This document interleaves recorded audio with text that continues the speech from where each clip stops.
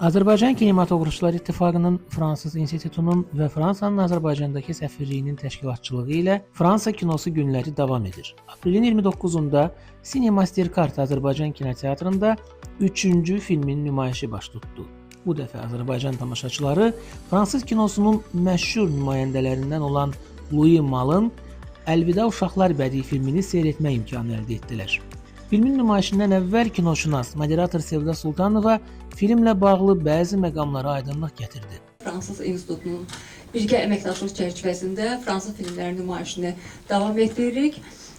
Artıq 3-cü filmi göstərəcəyik. Louis Malle'ın Əlvida Uşaqlar filmi. Birinci onu qeyd edim ki, Louis Malle çox uğurlu rejissorlardandır. O mənada ki, 25 yaşında çox uğurlu bir debüt edib. Bəlkə də izləyənlər var aranızda. Şapato çevrilmiş lit filmi ilə çox maraqlı filmdir və o filmdə müəyyən novator cəhdlər var ki, onun haqqında da müzakirədə danışacağıq. Bu filmə gəlincə Əlvida Uşaqlar real hadisələrə əsaslanır. Louis Malle'ın uşaqlıq xatirələrinə əsaslanır, real insanlar haqqındadır. Daha sonra filmin nümayişinə başlandı. 1944-cü ildə yuxarı sinif şagirdi Julien və qardaşı tətildən sonra kənddəki katolik internat məktəbinə göndərilirlər. Julien sinif yoldaşlarının lideri və Jean Bonnet adlı yeni tələbə ilə münasibət qurmaq istəyən əlaçıdır. Julien yeni sinif yoldaşı ilə dil tapmağa çalışarkən Jean'in Yahudi olduğunu və kahinlərin onu nasistlərdən gizlətdiyini öyrənir. Həmin anlar oğlanlar ən yaxşı dosta çevrilirlər və Julien Jean'ın mənşəyinin sirrini diqqətdə saxlayır. Amma tezliklə məktəbi Gestapo nümayəndələri ziyarət edirlər. Filmdə Gaspar Magnès, Raphaël Feyté, Francine Rasset və başqaları çəkiliblər. François, qu'est-ce que c'est un youpin? Un juif. Je sais, mais c'est quoi exactement? Quelqu'un qui ne mange pas de cochon. Tu te fous de ma gueule? Pas du tout. Qu'est-ce qu'on leur reproche exactement? D'être plus intelligent que nous. Et aussi d'avoir crucifié Jésus-Christ. C'est pas vrai, c'est les Romains. Et c'est pour ça qu'on leur fait porter l'étoile jaune? Mais non. Tu donneras ma lettre à Daven? Sûrement pas. Qu'est-ce que tu lui veux d'abord? T'occupe. Allez, sois gentil et je te passerai les 1000 et une nuits pour t'apprendre à bander.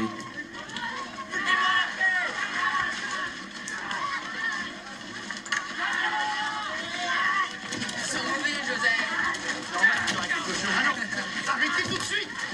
Ah non! Tu m'as traité d'enfoiré! Et ça suffit. Joseph, calme-toi et rentre à la cuisine. Couchez, Joseph! Filmin nümayişindən sonra kinoşünaslar Sevda Sultanova və İlqar Quliyevin iştirakı ilə müzakirə keçirildi. Biz nə qədər bu müharibədən çəkərdik, nə qədər Yahudi mövzusuna müraciət etmək olar, amma Louis Malle buna çox israrlı idi. Çünki mən səbəbini deyəcəm nə üçün. O çox istəyirdi ki, bunu çəksin və elə oldu ki, bu filmə az da olsa, yəni maliyyə o qədər də tələb olunmurdu.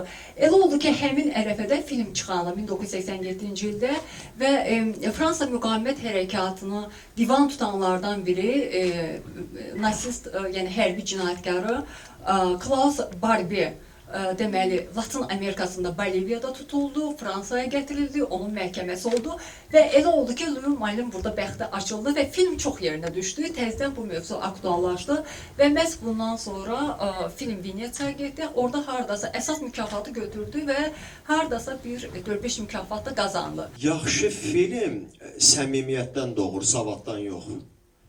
Bu film buna nümunədir. Yəni bu onun bilavasitə onun müşahidələrinin üzərində çəkilib, qurulub. Yəni filmdən səmimiyyət yağır.